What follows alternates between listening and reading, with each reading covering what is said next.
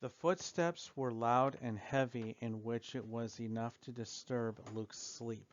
"What the heck?" said Luke as the sound was getting closer. Getting more alarmed by the minute, Luke hid underneath the covers, scared, thinking it was the population police who discovered his family secret.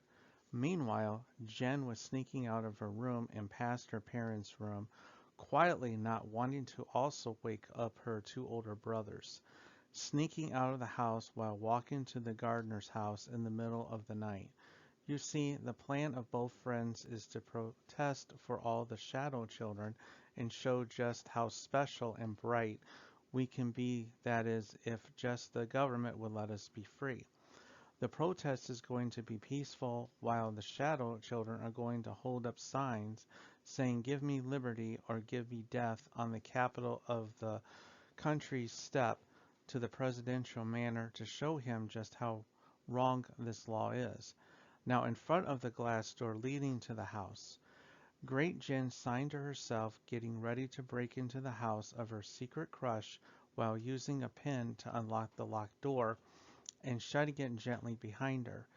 Jen stepped silently around the home with a flashlight in hand to seek out the hiding Luke and get him into the protest van, which Jen is going to drive while still her parents' car. While all this was going on, Jen forgot there were other occupants in the house and ran up the stairs in excitement. The noise from her running was getting louder, but lucky she didn't wake up any of the family. They're all deep sleepers. Stepping in front of the door of Luke's room, she figured it was. Jen opened the door and looked through with the flashlight looking for the terrified boy. Luke felt light hit his room. The stranger was searching for something. "Luke!" called out the person in a slightly annoyed tone, which he now noticed was more feminine sounding, and it surprised him. But he needed to escape or beat the enemy, so with all his strength and courage he jumped out of the covers and tackled the girl to the floor hard, making a loud and large thud sound, which thankfully again didn't wake his family. But his problem only got worse when the girl underneath him started crying in pain and also whimpered. Luke was in shock, but also turning red for the position he was besides, feeling something squishy, making the girl cry harder. Making Luke jump back and scream at who it was. "Jen!" he screamed loudly.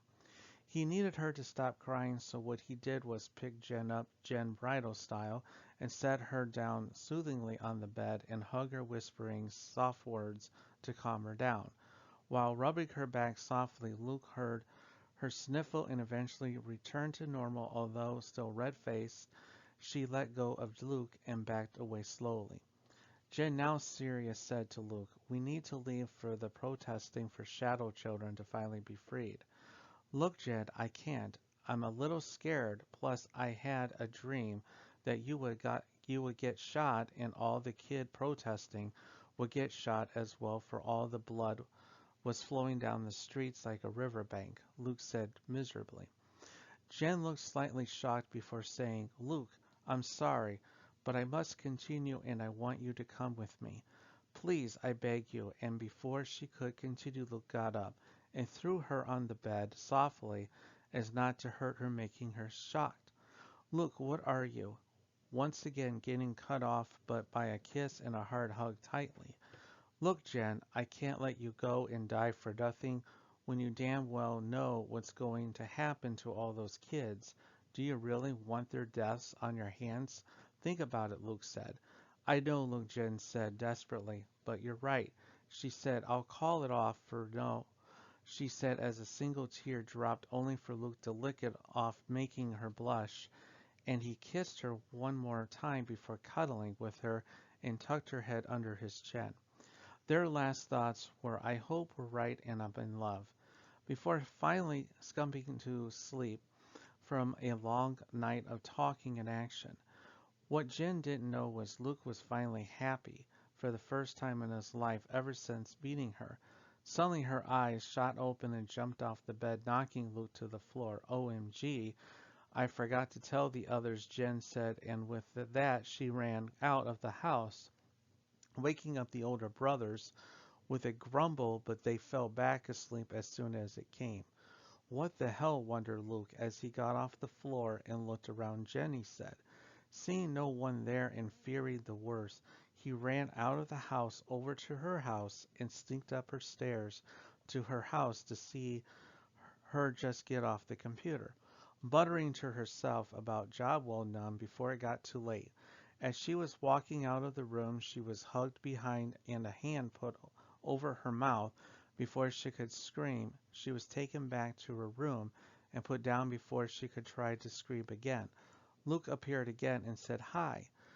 Luke, she sighed, getting angry, punched him in the gut and pushed on the bed before lying on his chest and said, "Don't ever do that again," she said dangerously before kissing him, and then she was out like a light.